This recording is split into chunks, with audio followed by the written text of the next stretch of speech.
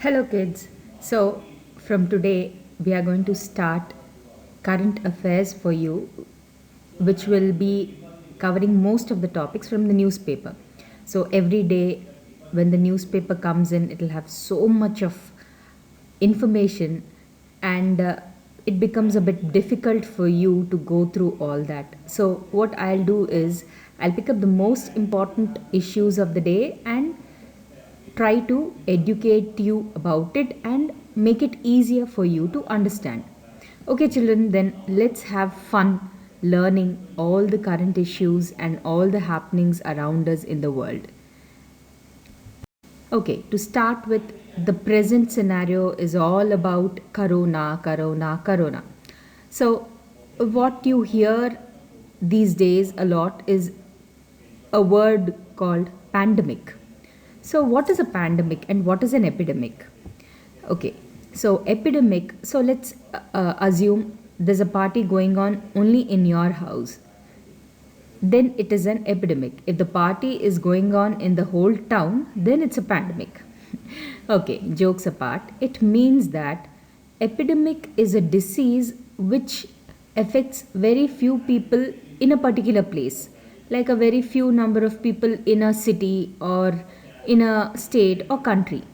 Whereas pandemic is when the disease affects a large population, a huge population globally, almost around the world.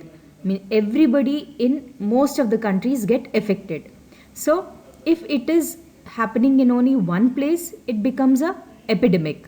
But when it is widespread across continents and affecting a large population, it becomes a pandemic. So, if corona had been affect, if it had affected only the population of China, it would have been an epidemic. But since it has spread globally now, it has become a pandemic. Okay, so if a disease occurs in a particular place only and seasonally, like you have flu or malaria, usually it happens during the rainy seasons when there are many mosquitoes, or during the rainy seasons when you have more mosquitoes breeding, then it is a season of flu, viral fevers, then these are the epidemics. Else, if it is a widespread situation like corona, it is a pandemic. Okay, so now who decides whether this is a pandemic or an epidemic? Who can tell? Let's see. It is the WHO, the World Health Organization. So, what is the World Health Organization? The World Health Organization is an arm of the United Nations, and it was established on 7th April 1948. So, 7th April is the World Health Day. It's being celebrated as a World Health Day. Even though it was established in 1948, it did not have enough money to function. See, you set up a shop, you need to pay the rent of the place, you need to pay the employer's salary. So, all this requires funds. So, in 1948, the WHO did not have enough funds. So, it started operations in 1951 when the member states are all the members of that particular organization, and it has 194 members as of date. So the member states contributed towards a fund to make the World Health Organization work. So the current Director General is Tedros Adhanom. Tedros Adhanom, and he stays in office for 5 years. So the Director General stays in office for 5 years till a new Director General is elected. Okay, let's see what this World Health Organization does. So, the World Health Organization, what it does is it teaches the countries how to handle the diseases. It improves the healthcare facilities. It suggests the countries what to do to improve the healthcare facilities. Like it conducts surveys. Survey in the sense it goes to a particular place, collects all the data regarding the health of the citizens, or what are the diseases affecting them mostly, what is the nutrition level of the people in a particular country. So it gathers this information and prepares a report. So this report is very useful for a country to decide what exactly is the kind of health issues being faced by its population, so that the government can work towards making better solutions towards the improvement of health issues of the citizens. The WHO also carries on research and development. Okay, it looks out for diseases causing public health risks. Like now, currently, they are saying that China did not inform the WHO, or the WHO did not take enough precautions. So, why should WHO take precautions? So, what happens is when a disease breaks out and it's affecting a large number of people, the country should inform the WHO that this is the situation and this is what is happening, so that it will alert all the countries in the world that this is the kind of disease, this particular disease is being spread. So please take these procedures, these precautions to prevent it from coming into your country.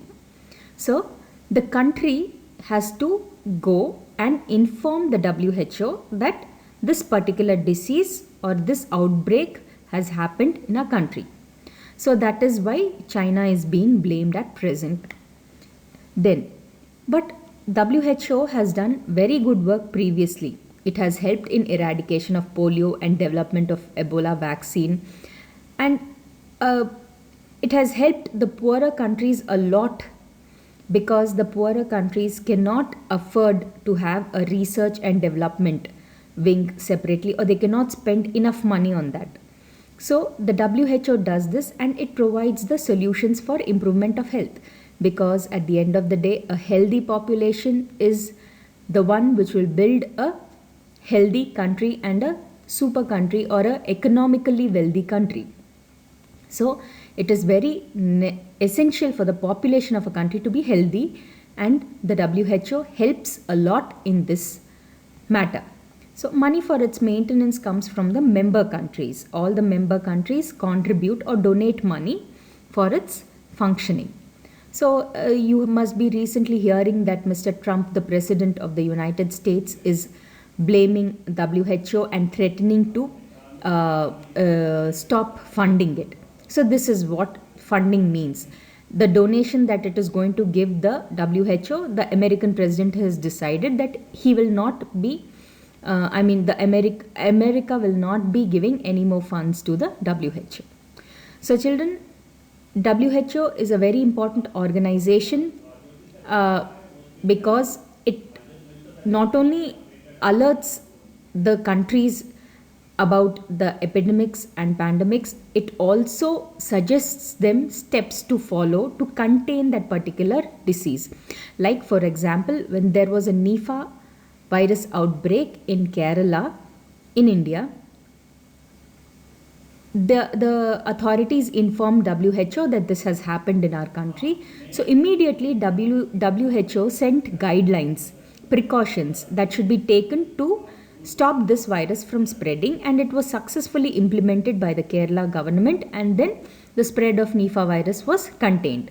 So keeping this in mind, you think for yourselves whether WHO is important or not. Should the funding to it be cut or not? And please let me know in the comment section. Tomorrow I'll come back with a new topic and